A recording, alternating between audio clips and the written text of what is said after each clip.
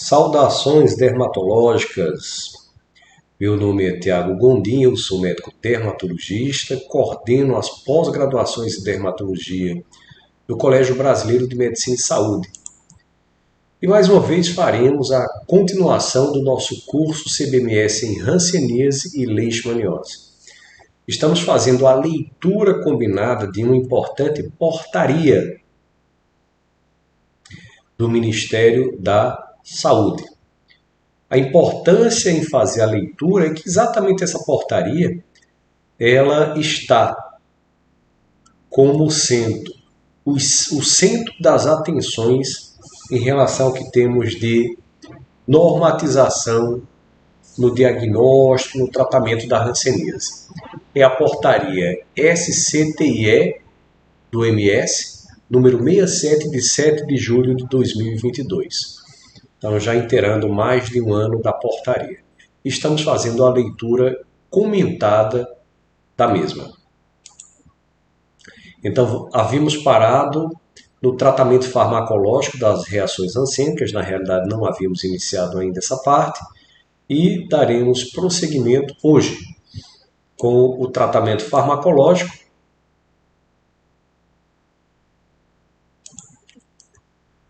das reações hansênicas. Então, o documento diz que o tratamento da reação hansênica que é aquela ativação imunológica que existe tanto antes do tratamento, ou seja, antes do diagnóstico da hanseníase, mas que há uma maior frequência quando do início do tratamento, em torno de 50% das reações hansênicas acontecem quando o indivíduo começa a ser tratado, e nós temos ali mais 20, 25% posteriores ao diagnóstico.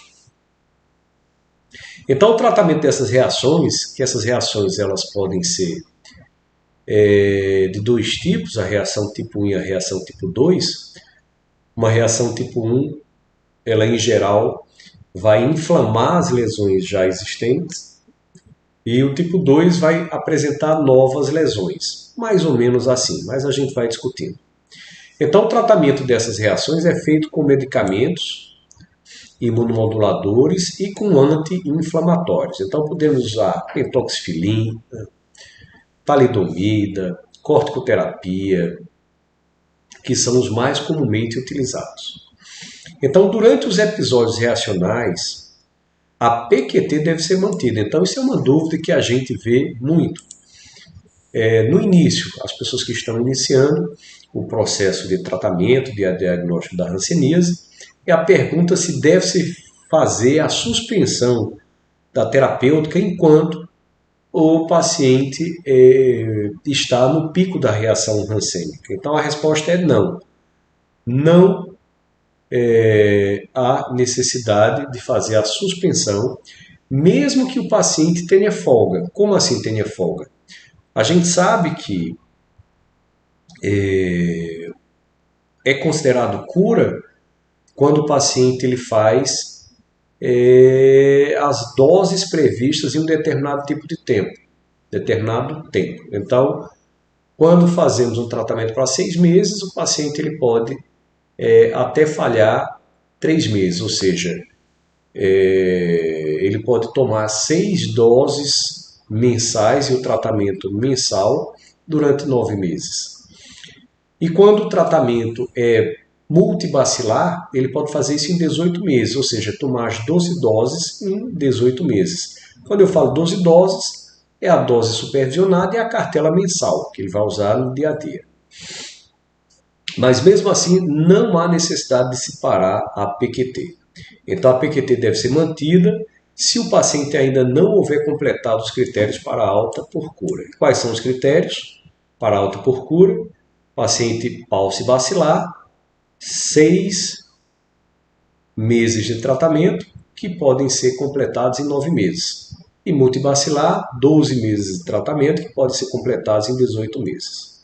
Então, nos casos em que as reações ocorrem após a conclusão da PQTU, a mesma não deverá ser reintroduzida. Então, teve reação após a conclusão, não precisa fazer mais tratamento, porque não é uma recidiva, E as recidivas até elas demoram muito para acontecer. Não é uma falha de tratamento. O que está acontecendo aqui é uma reação inflamatória a os componentes da bactéria. Que os componentes da bactéria vão ficar no sistema porque os macrófagos são muito lentos em retirar essas bactérias. Então a situação é essa, os macrófagos eles são muito lentos para fazer essa retirada.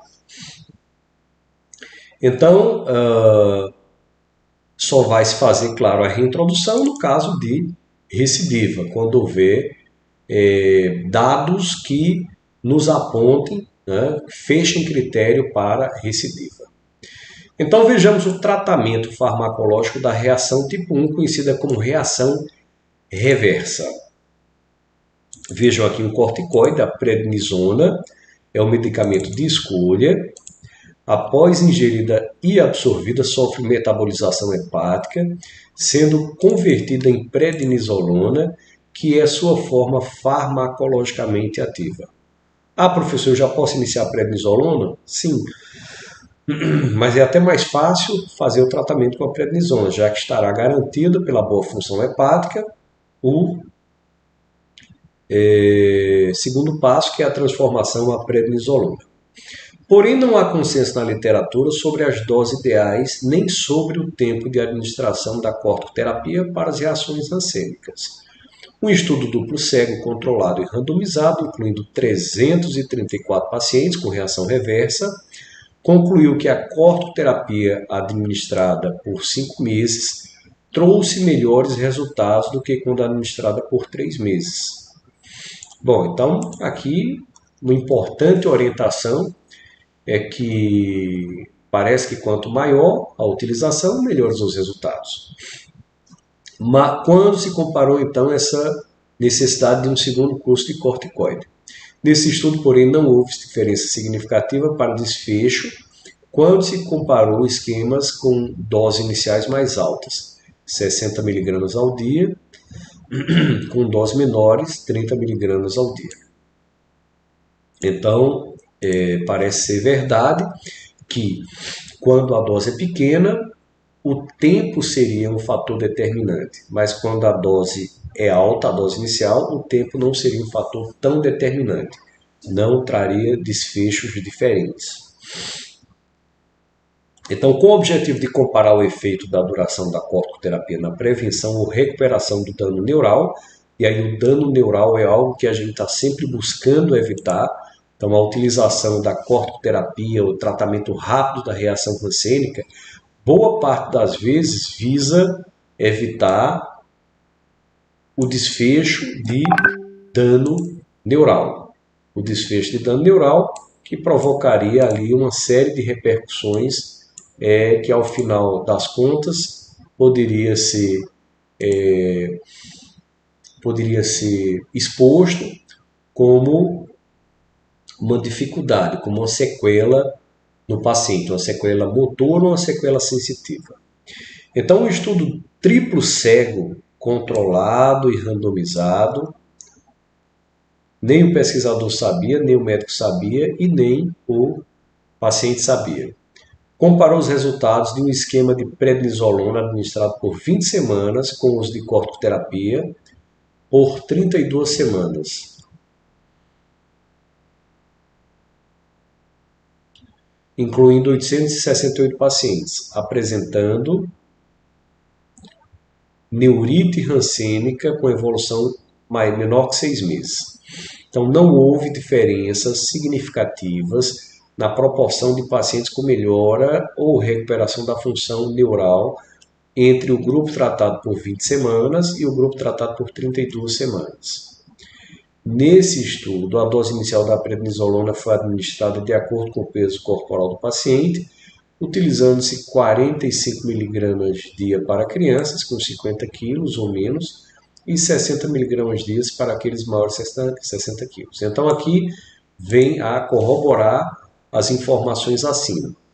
Como foi dada uma dose alta inicial, não houve diferenças significativas nas proporções de pacientes que foram tratados por 20 semanas ou por 32 semanas.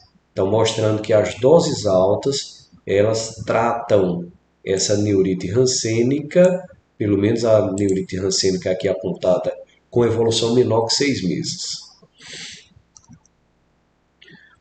No nosso meio, o ensaio clínico incluindo 21 casos de reação rancênica associados a neurite ulnar, 12 com reação tipo 1 e 9 com reação tipo 2, demonstrou em casos tratados precocemente, pelo menos 3 meses após o início da neurite. Então, precocemente seria até 3 meses. Não houve diferença significativa para a melhora da função neural entre o grupo que usou prednisona na dose de 1 mg por quilo dia e o grupo que recebeu doses iniciais de 2 mg por quilo dia. Então, no caso aqui para adulto, 1 miligrama ficaria mais ou menos ali uns 60, 65, 70 miligramas dia. E 2 miligramas teríamos uma dose bastante elevada. Então, para o tratamento da neurite ulnar, a diferença entre 1 e 2 miligramas, quando a neurite era diagnosticada com até 3 meses, ou seja, um tratamento precoce, também não houve diferença.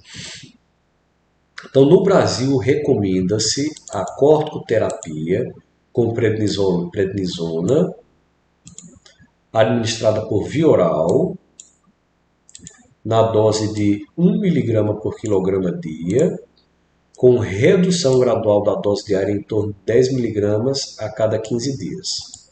Então, digamos, um paciente de 60 quilos começa com a dose de 60 miligramas, quando atinge a melhora, começa a diminuir 10 miligramas a cada 2 semanas. A cada 2 semanas, ele retira 10 miligramas. Ao atingir a dose de 20 miligramas dia, deve passar a reduzir de 5 miligramas a cada 15 dias. Então, ele reduz na primeira quinzena de 60 para 50, na segunda quinzena de 50 para 40, na terceira quinzena de 40 para 30, na quarta quinzena de 30 para 20, na sexta quinzena de 20 para 15, na sétima quinzena de 15 para 10 e na oitava quinzena de 10 para 5. Ao atingir a dose de 5 miligramas, deve-se manter a dose por 15 dias seguidos e posteriormente passar para 5 miligramas em dias alternados por 15 dias. Então, atingiu 5, vai fazer agora dias alternados por mais 15 dias.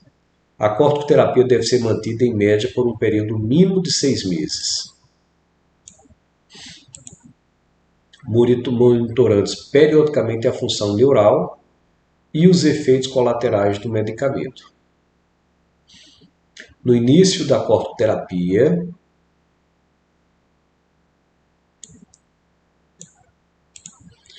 deve-se fazer a profilaxia da estrongiloidíase disseminada, prescrevendo albendazol 40 mg dia, dose única diária por 3 dias consecutivos, ou a ivermectina 200 mg por quilograma dia.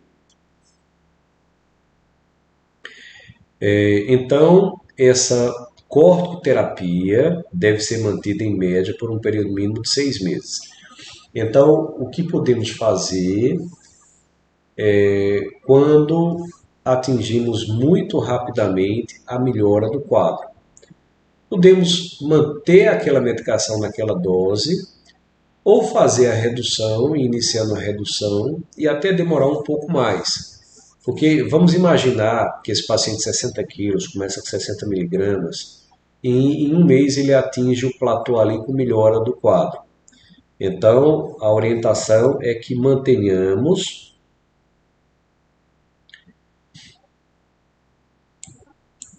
por mais ou menos 6 meses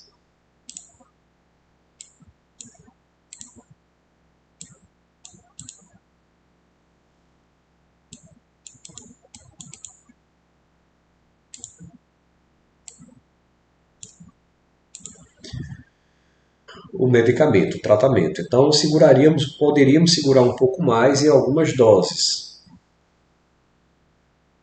quinzenais.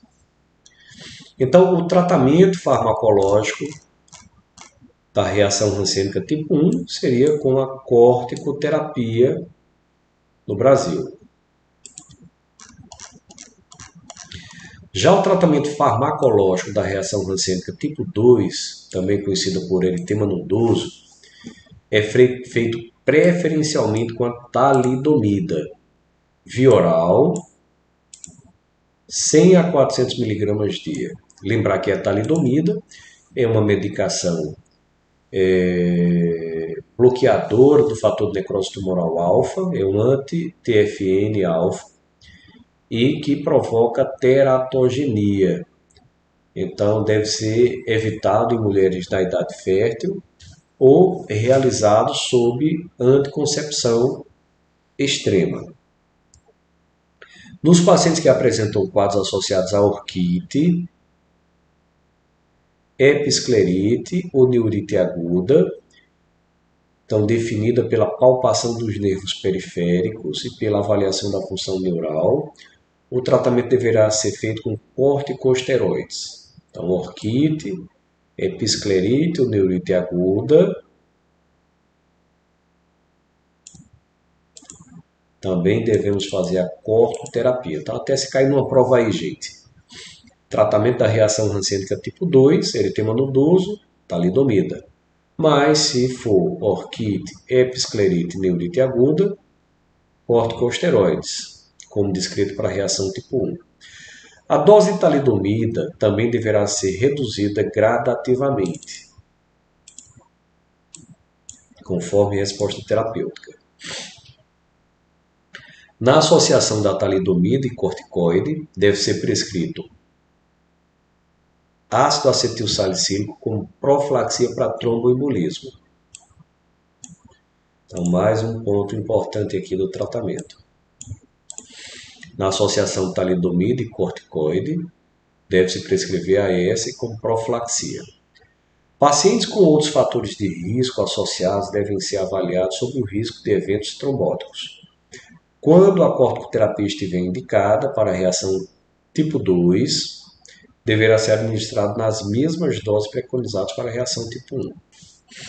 A pentoxifilina, que é outra droga também usada na reação rancênica tipo 2, principalmente para o tratamento aqui do eritema nodoso, resultando no controle dos sintomas sistêmicos desde a primeira semana do tratamento e na regressão das lesões nodulares nas 2 primeiras semanas. Embora a talidomida tenha mostrado efeito mais rápido para o controle do quadro reacional e remissão mais longa após 60 dias de tratamento, a pentoxifilina pode ser uma opção terapêutica para os casos de contraindicação da talidomida. E quando não houver indicação para o uso de corticoterapia, como por exemplo em mulheres com potencial reprodutivo e sem neurite. A correção da dose é necessária na insuficiência renal. Após a regressão dos sinais e sintomas, deve ser iniciada a redução paulatina da dose diária até a completa suspensão do medicamento. Então, o que a gente pode tirar aqui desse trecho é que a pentoxifilina, embora seja uma alternativa ao uso da talidomida, ela só deve ser escolhida em pacientes que têm uma contraindicação à pentoxifilina ou pacientes em idade fértil e que não estejam com neurite, que não tenham neurite, porque a presença da neurite obriga o uso da corticoterapia associada à talidomida. E o tratamento farmacológico da reação rancênica em criança. Então vejamos a reação tipo 1. A prática usual é prescrever corticoides com base em regimes de adultos, adaptados para o peso e idade da criança.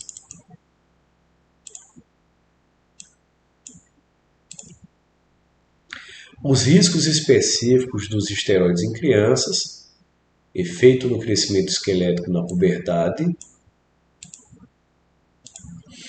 devem ser considerados, além dos eventos adversos gerais, incluindo imunossupressão, hiperglicemia, osteoporose e supressão adrenal. Deve-se buscar orientação pediátrica se a criança precisar de mais de 3 meses de tratamento, ou se doses acima de 1 mg por quilo forem consideradas.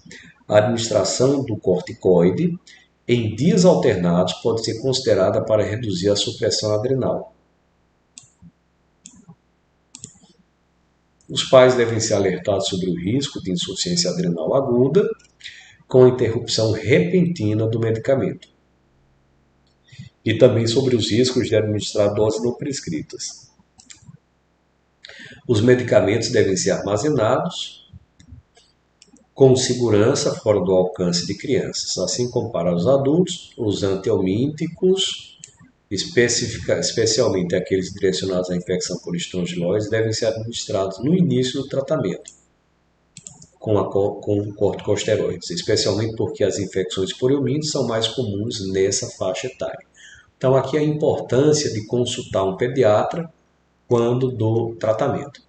No caso da reação rancínica tipo 2 em crianças, então o eritema nodoso deve ser feito tratamento com clofazimina na dose de 1,5 a 2 mg por quilo, 3 vezes ao dia no primeiro mês, 1,5 a 2 mg 2 vezes ao dia no segundo mês e 1,5 a 2 mg por quilo uma vez ao dia no terceiro mês. Então, vai se reduzindo de 3 doses no primeiro para 2 doses no segundo para uma dose no terceiro, não ultrapassando a dose diária máxima de 300 mg. A família deve estar ciente do risco de dor abdominal aguda associada a uma sobrecarga da clofazimina. Visto que pouco se sabe sobre a farmacocinética da clofazimina e o acúmulo depende da quantidade de gordura subcutânea, a escolha do tratamento com esse medicamento deve ser avaliada por clínicos experientes. A dose diária total deve ser fracionada, administrada com alimentos para reduzir efeitos gastrointestinais e suspensa por alguns dias no caso de gastroenterite aguda.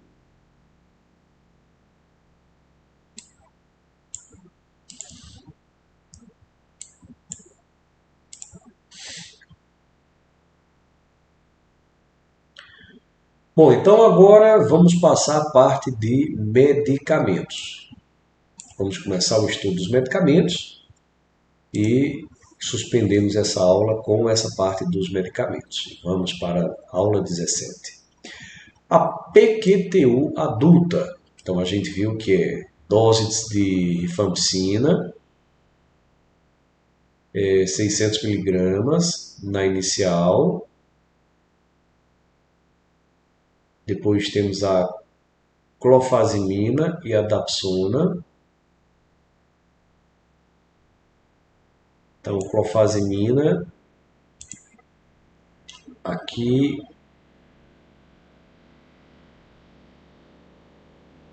(100 mg, dapsona 100 mg. A PQTU infantil, 300, rifampicina 150, clofazimina 50. Vamos ver aqui a parte do quadrinho, que fica mais fácil de identificar.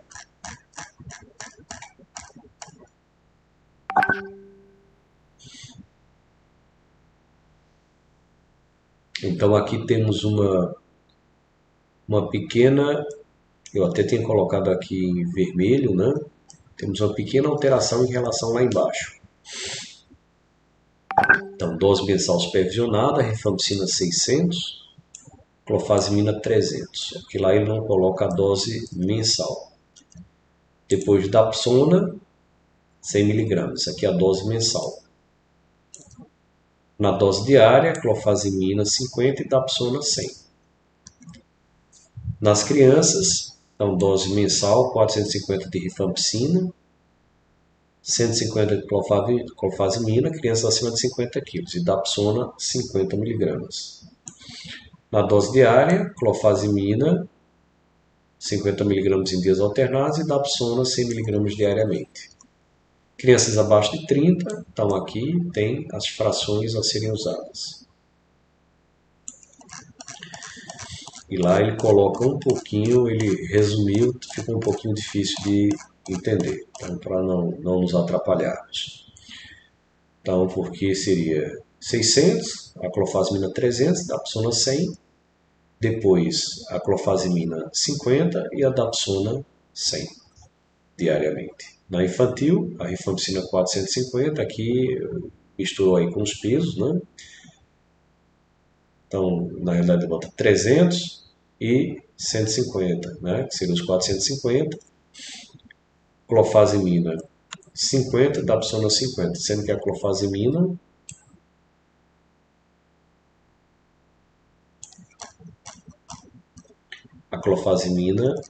em dias alternados e a dapsona diariamente.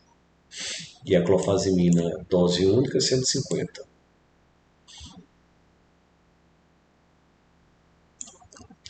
A rifampicina, suspensão oral. Ah, entendi, gente. Aqui é porque ele está colocando os medicamentos realmente para infantes, né?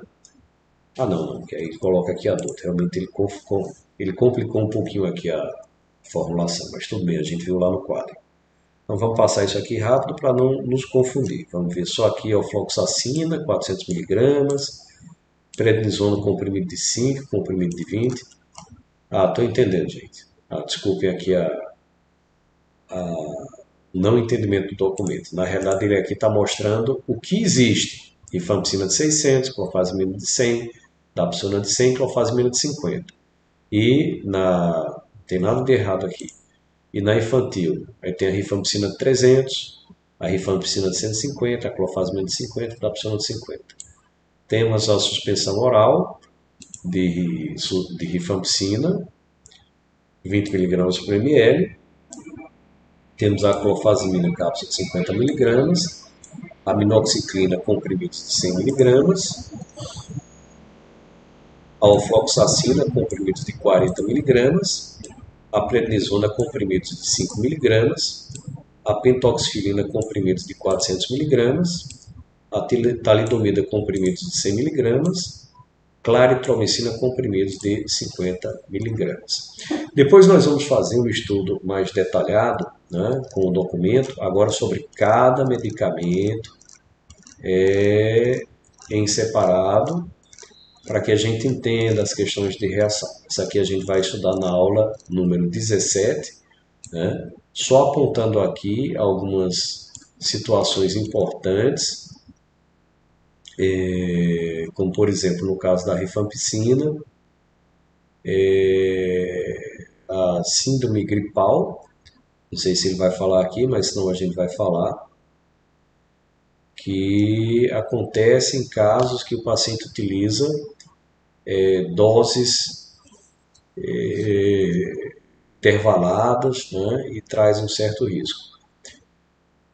Outra coisa importante em relação ao próprio tratamento é sobre a questão do que a rifampicina garante com o início do tratamento. É um medicamento bactericida que vai matar mais de 99% das bactérias com uma dose apenas. Então veja que ainda temos outros medicamentos que vamos fazer uso, tá? Então vamos finalizar por hoje, para que a gente faça o estudo desses medicamentos, que vai ser um pouco mais detalhado. E, mais uma vez, reitero a questão da importância do estudo da hanseníase, no que tange às dificuldades de estarmos em um país que ainda é endêmico para tal doença. É uma doença que maltrata muito, a doença ainda com muito estigma, e uma doença desconhecida pelos médicos, uma doença que não tem gerado ao longo do tempo uma adequação, eu diria, um engajamento necessário ao controle da patologia. Então ainda temos hoje no nosso cotidiano colegas que não sabem o que é hanseníase, que não sabem tratar hanseníase, não sabem como é que a hanseníase é transmitida, então não sabem muitas coisas básicas da hanseníase. Então esse documento, né, essa portaria, a portaria do Ministério da Saúde, vem a pacificar. Nós fizemos a princípio um estudo, algumas aulas sobre o estudo da hanseníase e estamos nos detendo ao documento, que é um documento riquíssimo, que sana 100% das dúvidas que devem ou podem acontecer para o médico que está lá na base tratando o paciente com hanseníase. Obviamente, alguns pontos são discutidos em centros mais especializados, é o que a gente chama de referência, então principalmente casos de recidiva, alguns casos de reações rancênicas, mas principalmente recidiva e falha da PQT. Então esses pontos são discutidos em separado, porque há necessidade de entendimento de algumas questões. Então, por hora, vou me despedindo, já fazendo um convite para na próxima semana fazermos a avaliação da aula número 17 e parabenizo os colegas que estão acompanhando o curso, realmente serão autoridades, muito provavelmente, na dermatologia, porque estão estudando a exceção, que infelizmente não deveria ser exceção, deveria ser a regra. Mas a gente sabe que para cada cenário a sua solução. Abraço a todos, meu nome é Tiago Bondim, até a próxima.